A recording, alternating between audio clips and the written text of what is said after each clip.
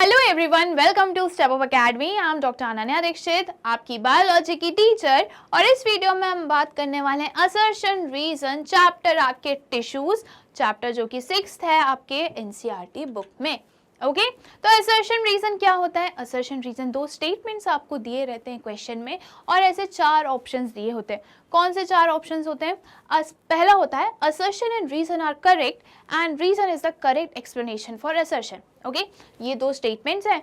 Assertion reason, अगर assertion reason दोनों सही है और रीजन जो है वो असर्शन का करेक्ट एक्सप्लेनेशन है तो आप ऑप्शन ए मार्क करोगे। ओके, बी होता है both assertion and reason are correct. यहाँ पे भी दोनों सही है, बट जो रीजन है वो करेक्ट सही एक्सप्लेनेशन नहीं है असर्शन का, तो आप बी ऑप्शन मार्क करोगे।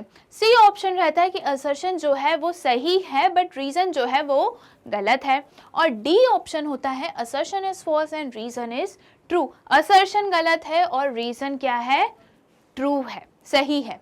ओके तो फर्स्ट क्वेश्चन क्या होता है? फर्स्ट क्वेश्चन क्या है वो हम देखते हैं। Assertion apical meristem is present at the growing tip of stem and roots. Assertion जो है वो सही है क्योंकि जो एपिकल मेरिस्टेम होता है वो कहाँ प्रेजेंट होता है? स्टेम की टिप पे और रूट की टिप पे ये प्रेजेंट होता है। क्यों प्रेजेंट होता है वो अभी हम बात करेंगे। और रीजन क्या है? Apical meristem helps in extension of stem and root. Reason जो है वो सही है और रीजन असर्शन का करेक्ट एक्सप्लेनेशन है। इसलिए है क्योंकि ये टिप पे प्रेजेंट है, स्टेम की टिप पे एंड रूट की टिप पे। ओके तो ये क्या करते हैं? स्टेम और रूट के एक्सटेंशन में, उनको बढ़ाने में हेल्प करते हैं, इसलिए ये टिप पर प्रेजेंट होते हैं। ओके तो इसका सही ऑप्शन क्या होना चाहिए? Assertion and reason both are correct. Reason is the correct explanation of assertion. Option A जो है वो हम मार्क करेंगे। Okay now next question. Assertion a cell of meristem tissue is very active. Assertion जो है वो सही है। रीजन क्या है? Meristem tissue is dividing tissue. Reason जो है वो भी सही है। ओके तो क्या होता है कि पूछा गया है मेरिस्टेम सेल्स जो होते हैं, मेरिस्टेम टिश्यू की जो सेल्स होते हैं वो एक्टिव होते हैं। हाँ बिल्कुल वह एक्टिव होते हैं, इसलिए एक्टिव होते हैं क्योंकि उनको सेल डिवीजन दिखाना होता है, शो करना होता है, इसलिए। ओके और रीज़न जो है वो भी सही है, इसलिए होते हैं क्योंकि वो डिवाइडिंग टिश्यूज होते हैं। तो असर्शन भी सही है, रीज़न भी सही है और रीज़न जो है वो करेक्ट एक्सप्लेनेशन है। सेल एक्टिव है, सही है। क्यों एक्टिव है? क्योंकि उनको सेल डिवीजन शो करना है। ओके तो प्लांट में जिस रीजन में भी मेरिस्टेमेटिक टिश्यूज प्रेजेंट होंगे वहाँ पे प्लांट्स के ग्रोथ और डेवलपमेंट होगा उसी रीजन में। अब जहाँ पे भी ये मेरिस्टेमेटिक टिश्यूज प्रेजेंट नहीं है तो वहाँ उस रीजन में प्लांट्स जो हैं वो ग्रोथ और डेवलपमेंट नहीं होगा उस पर्टिकुलर रीजन का। ओके तो इसका सही ऑप्शन क्या है? ऑप्शन ए जो है वो हम मार्क करते हैं कि both assertion reason true and reason is the correct explanation of assertion. Next question. Apical meristem is present at shoot and root tips. ये थोड़ा जो अभी हमने थोड़ी देर पहले फर्स्ट क्वेश्चन जो देखा था उसी से सिमिलर है थोड़ा, ठीक है। असर्शन तो सही है। रीजन क्या है? It helps in the lateral growth of plants. Reason जो है वो पूरा की पूरा गलत है, फॉल्स है। तो हम क्या मार्क करेंगे? Assertion is true but reason is false. हम मार्क करेंगे सी ऑप्शन। ओके क्यों मार्क करेंगे? क्योंकि यहाँ पे लिखा है lateral growth of plants. Lateral growth of plants में कौन हेल्प करता है? हेल्प करते हैं lateral meristem. Okay apical tissue तो एक्सटेंशन में, स्टेम की एक्सटेंशन और रूट को बढ़ाने में हेल्प करता है, हाइट बढ़ाने में, प्लांट्स की लेंथ बढ़ाने में हेल्प करता है। लैटरल मतलब लैटरल, सपोज ये प्लांट है, ओके ये मैंने प्लांट बनाया आपके जैसा बच्चों के टाइप का, है ना। अब यहाँ पे जो साइड में टिश्यूज प्रेजेंट होते हैं, मेरिस्टेम टिश्यूज प्रेजेंट होते हैं, वो कौन से होते हैं? लैटरल मेरिस्टेम होते हैं वो। और ये टिश्यू क्या करते हैं? मोटापा, ठीक है। अब प्लांट्स पतले दुबले तो रहेंगे नहीं, उनकी गर्ल्स भी बढ़ेगी, वो भी मोटे होंगे, हट्टे कट्टे होंगे, तो उसके लिए कौन हेल्प करता है? लैटरल मेरिस्टेम हेल्प करते हैं। Okay next question. ओ इसमें आंसर पहले ही आ गया, no problem. Assertion. A simple tissue is made up of only up on only one type of cell, ठीक है। A simple tissue is made up of only one type of cell, सही बात है। Various simple tissue in plants are xylem and phloem, reason जो है वो गलत है। सिंपल टिश्यू जो है, ठीक है, सिंपल एंड कॉम्प्लेक्स टिश्यू जो है वो परमानेंट टिश्यू के टाइप्स हैं जो हमें प्लांट्स में देखने को मिलते हैं। और ये जो असर्शन है वो सही है कि सिंपल टिश्यू है वो, क्या मैंने बताया कि सिंपल होते हैं and complex, simple and complex, right. मैंने अब डिटेल लेक्चर में आपको एक एग्जाम्पल दिया था बॉल्स का। मैंने एक ही टाइप की बॉल अगर कलेक्ट करी, ठीक है, जैसे मैंने क्रिकेट बॉल ही कलेक्ट करके रखी, तो वो एक एक क्रिकेट बॉल क्या हो गई, हमारे सेल हो गया। वो सेल क्या है, सिमिलर है, सेम है, एक ही टाइप के सेल है ना, तो वो क्या हो जाएगा, सिंपल। उसमें कोई कॉम्प्लेक्सिटी नहीं है, उधर कोई आके मचमच नहीं कर रहा है ना। और वहीं जो कॉम्प्लेक्स होते हैं उसकी जो सेल है वो अलग अलग टाइप के सेल से, कॉम्प्लेक्स टिश्यू जो है सॉरी, वो अलग अलग टाइप के सेल से प्रेजेंट है उनमें। जैसे कि मैंने बोला कि मैं जो बॉल है वो अलग अलग टाइप की बॉल्स कलेक्ट करूंगी। मैंने क्रिकेट भी करी, टेनिस भी करी, बास्केटबॉल, वॉलीबॉल, फुटबॉल, अलग अलग टाइप की मैंने बॉल्स कलेक्ट करके रखी हुई है। तो वो अलग अलग टाइप की बॉल क्या हो जाएंगी, सेल हो जाएंगी, और वो मिलके क्या बनाएंगे, कॉम्प्लेक्स टिश्यू। ओके, तो सिंपल टिश्यू जो होते हैं वो उनमें एक ही टाइप की सेल प्रेजेंट होती है, और कॉम्प्लेक्स में अलग अलग टाइप के सेल्स प्रेजेंट होती है। ओके, तो असर्शन जो है वो तो सही है, और रीज़न जो है वो गलत है, क्योंकि जाइलम और फ्लोएम जो है वो कॉम्प्लेक्स टिश्यू का एग्जाम्पल है। सिंपल टिश्यू का एग्जाम्पल क्या है, parenchyma, collenchyma and sclerenchyma. Okay, तो हमने क्या मार्क कर दिया, आंसर ऑप्शन सी हमारा सही है। Next question, assertion cork is a protective tissue present in plants, सही बात है, प्रोटेक्टिव टिश्यूज है। It aids in protection against water loss, mechanical injury and microbial infestation. Assertion, reason दोनों सही है, और reason जो है वो correct explanation है किसका, assertion का। ओके, क्योंकि कॉर्क जो है वो क्या है, प्रोटेक्टिव टिश्यू है। सबसे पहले आते हैं एपिडर्मिस, राइट। एपिडर्मिस जो होते हैं वो सिंगल लेयर होते हैं, उसके बाद क्या आते हैं, कॉर्क, उसके बाद क्या आते हैं, कॉर्क। ये जो एपिडर्मिस है और ये जो कॉर्क है, ये दोनों क्या है, प्रोटेक्टिव टिश्यूज हैं। ओके, और ये किससे प्रोटेक्ट करते हैं कि वाटर लॉस ज़्यादा ना हो, भैया पेड़ को कोई चोट वोट ना लगे, और कोई माइक्रोबियल इन्फेस्टेशन ना हो, मतलब कोई माइक्रोब इजीली प्लांट्स के अंदर एंटर ना कर जाए।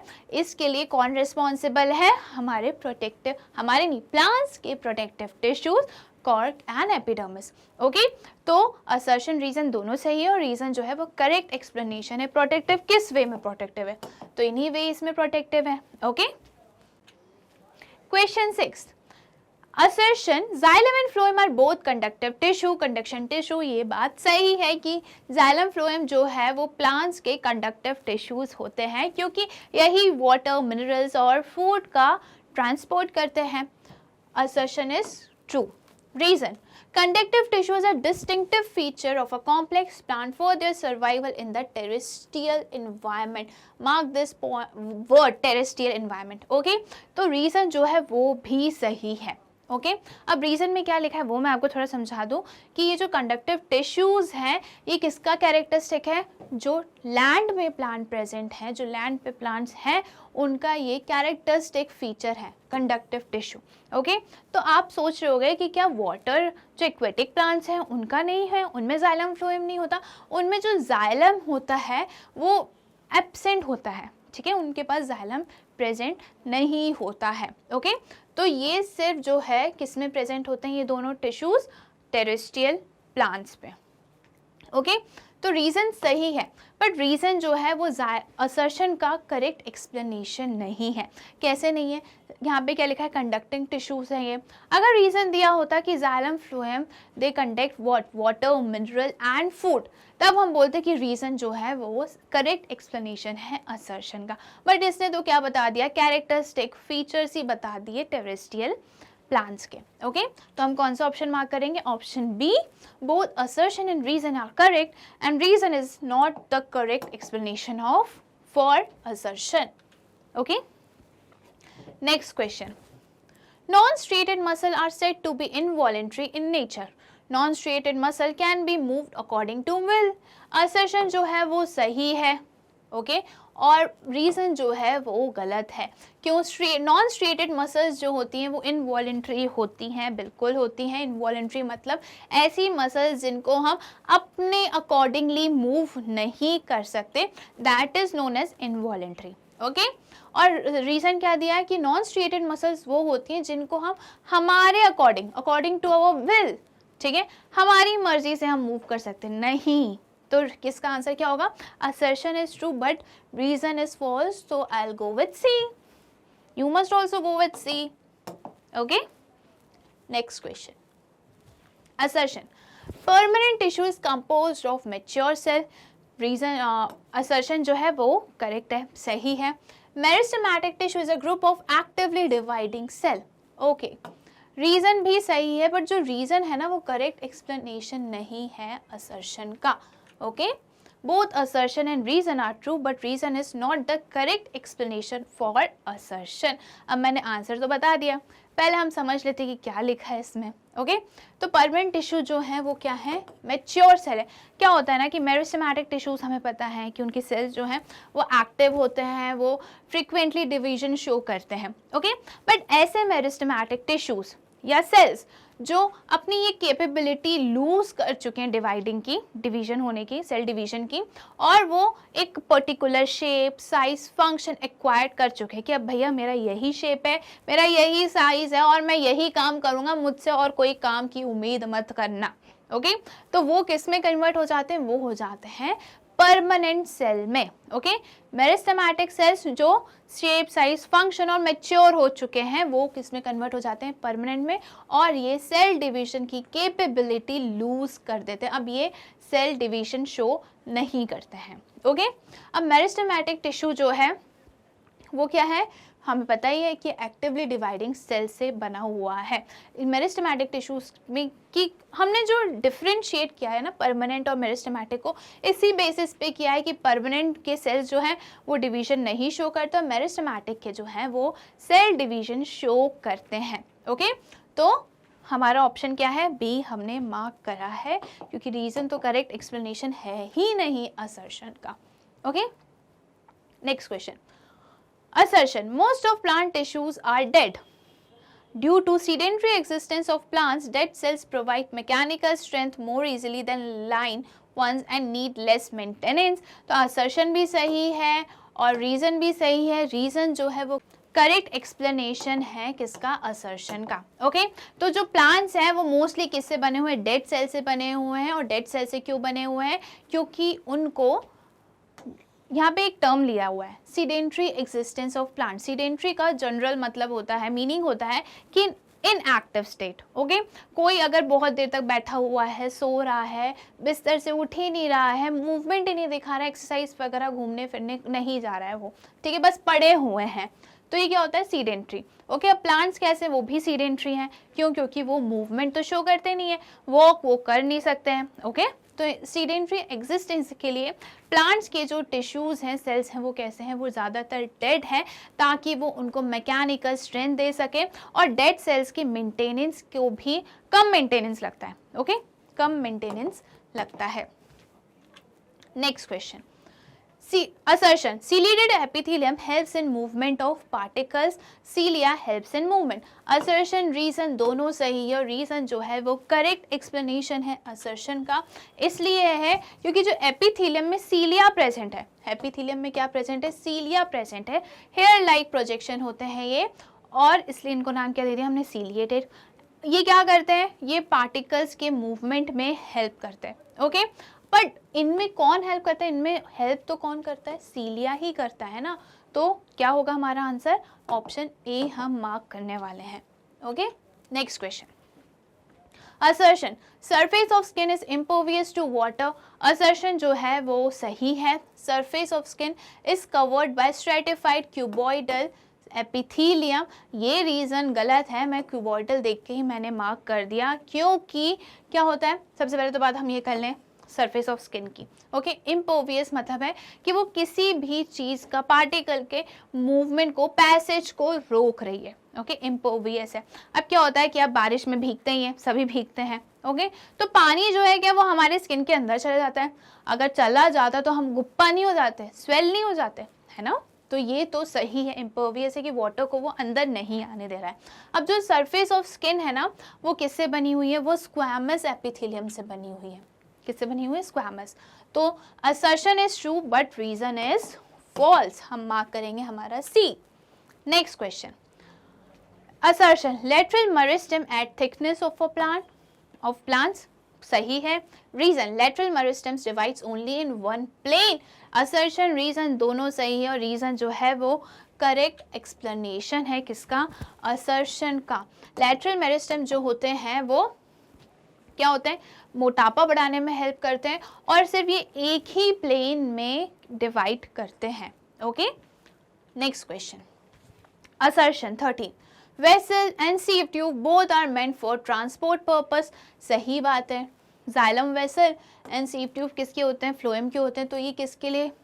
ट्रांसपोर्ट के लिए यूज़ करते हैं, कंडक्शन के लिए यूज़ करते हैं। Reason vessels are lignified. ये जो है ना, असर्शन तो सही है, रीज़न भी सही है, पर रीज़न जो है वो करेक्ट एक्सप्लेनेशन नहीं है असर्शन का। तो हम मार्क करने वाले हैं बी ऑप्शन। ओके, वेसल्स जो होते हैं उनमें लिग्निन का डिपोजिशन होता है, ये बात तो सही है। बट यहाँ पे सीव ट्यूब की भी बात करिए, राइट। तो रीज़न कुछ और होना चाहिए था, ये होना चाहिए था कि वेसल्स जो है वो वाटर के कंडक्शन में हेल्प करता है और सीव ट्यूब जो है वो फ्लोएम फूड का ट्रांसपोर्टेशन करता है। तो ये रीज़न होता तो हम ए ऑप्शन मार्क करते हैं। ओके, तो यहाँ पे जो है हमारा टिश्यू चैप्टर का असर्शन रीजन होते हैं कंप्लीट। ऐसी और वीडियोस देखने के लिए क्या करना है? स्टेप अप एकेडमी को सब्सक्राइब करना है, जहाँ पे आपको सारे क्लास केजी से लेकर 12 तक के सारे सब्जेक्ट्स के सारे वीडियोस मिलते हैं फ्री। साथ ही साथ मल्टीपल कॉम्पिटिटिव एग्जाम्स जैसे कि जेईई, नीट, CUET की भी प्रिपरेशंस होती हैं। Thank you.